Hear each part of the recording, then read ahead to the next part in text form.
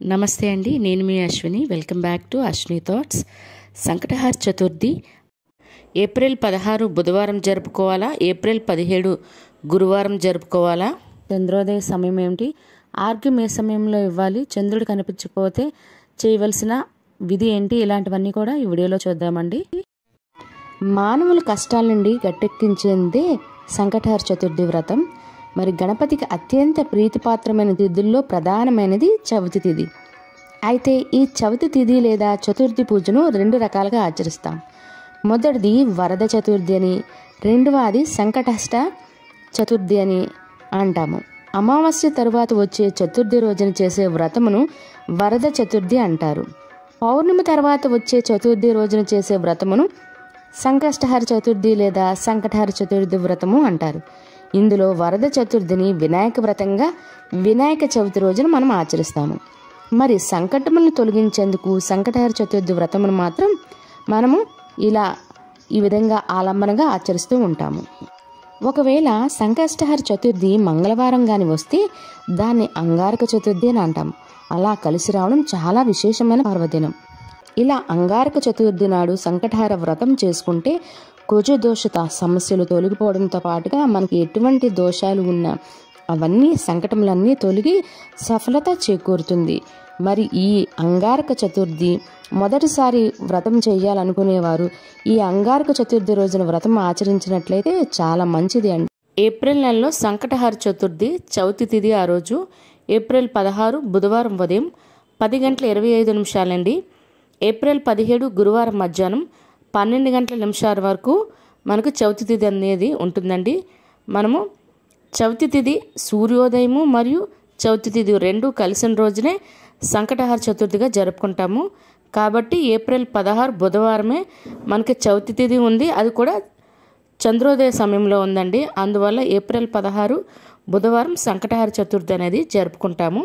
చవితి తిథి మరుసటి రోజు 12 వరకే ఉంటుందండి, చంద్రోదయ సమయంలో లేదు మాట గురువారం. కాబట్టి బుధవారమే చంద్రోదయ సమయంలో చవితి తిథి ఉంది కాబట్టి ఏప్రిల్ 16 బుధవారం జరుపుకుంటాము.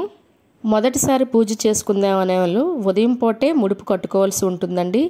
పూర్తిగా ఉదయం నుండి రాత్రి వరకు ఉపవాసం కూడా ఉండాలి. మరి ఈరోజు ఉదయం పూజా సమయాలు అనేవి చూద్దాము. ఈరోజు అనగా ఏప్రిల్ 16 బుధవారం ఉదయం 6 గంటల నుండి ఉదయం 7:30 వరకు అండి.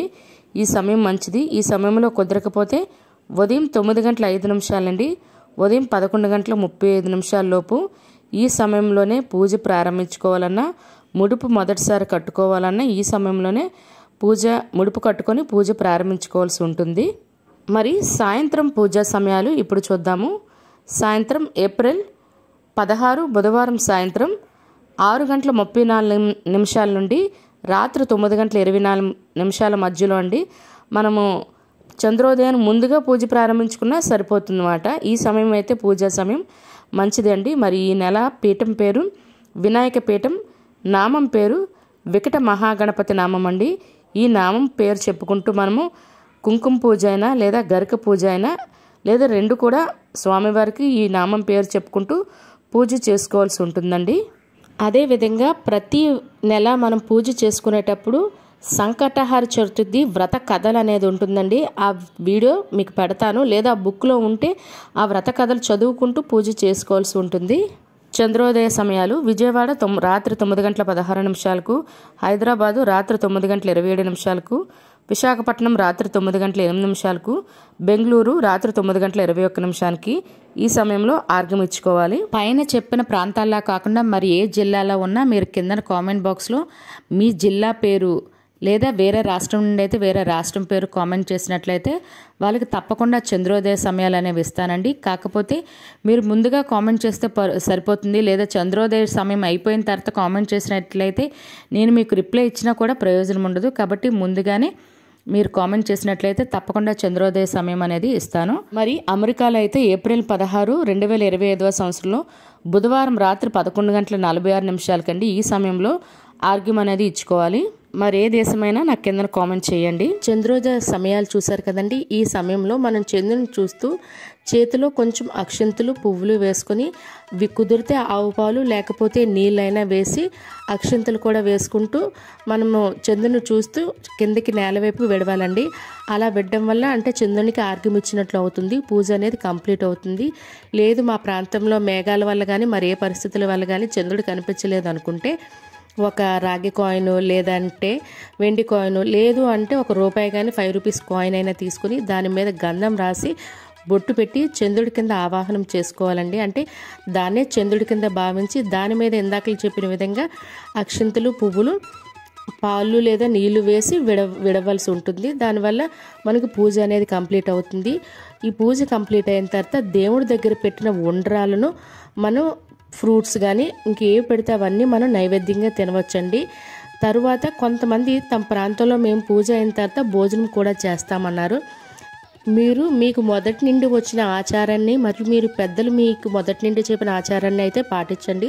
మరికొంతమంది నెలసరి అయినట్లయితే ఎలా అండి, పూజ ప్రారంభించిన తర్వాత ఉదయాన్ని కానీ లేదా మధ్యాహ్నం కానీ అయినట్లయితే ఆ రోజును లెక్క పెట్టాలా అనేసి, లేదండి చంద్రోదయ సమయంలో ఆర్గ్యం ఇచ్చే వరకు ఆ రోజు ఆటంకం కలిగినట్లయితే దాన్ని పరిగణించకూడదండి. ఆ రోజుని ఆ నెలని కూడా మరలా ఆ నెలని స్కిప్ చేసి తర్వాత నెలని కౌంట్ చేసుకుంటూ వెళ్ళవలసి ఉంటుంది. మధ్యలో ఆ రోజు అంటే ఆ రోజు మాత్రం ఆటంకం అనేది రాకూడదు. వచ్చినట్లయితే దాన్ని కౌంట్ కింద తీసుకోకూడదు అన్నమాట. ఇదే కాకుండా ఈ వీడియో మీద మీకు ఎటువంటి డౌట్స్ ఉన్నా కింద కామెంట్ బాక్స్లో కామెంట్ చేయండి. ప్రతి నెల సంకటహర చతుర్థికి చంద్రోదయ సమయాలు అనేవి తప్పకుండా ఇస్తానండి. మీరు చంద్రోదయ సమయాలు కామెంట్ చేసినట్లయితే నేను ముందుగానే ఇస్తాను. కాబట్టి సబ్స్క్రైబ్ చేసుకున్నట్లయితే ప్రతి నా వీడియో మీకు నోటిఫికేషన్ అనేది వస్తుంది. కాబట్టి సబ్స్క్రైబ్ చేసుకోవడం మర్చిపోకండి. వీడియో నచ్చినట్లయితే మీ ఫ్రెండ్స్ అండ్ ఫ్యామిలీ మెంబర్స్ కూడా ఫార్వర్డ్ చేయండి. రేపు మరలా మరొక కొత్త వీడియోతో కలుద్దాం. ధన్యవాదములు.